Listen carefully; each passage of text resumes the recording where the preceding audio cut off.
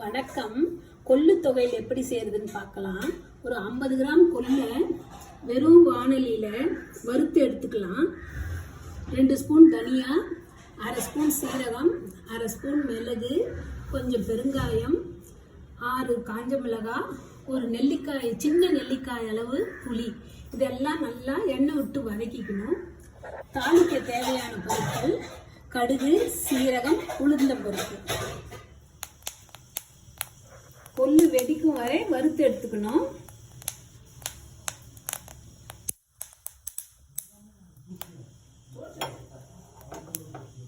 மூணு table spoon எண்ணெய் ஊற்றிட்டு 5 காஞ்ச மிளகா,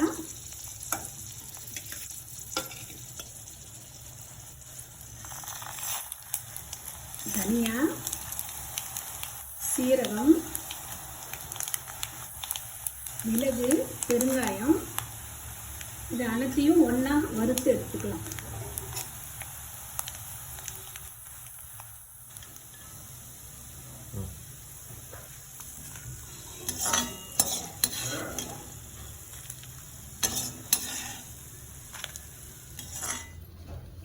வறுத்த பொருளுடன் புளி சேர்த்து தேவையான அளவு உப்பு போட்டு அரைச்சிக்கலாம்.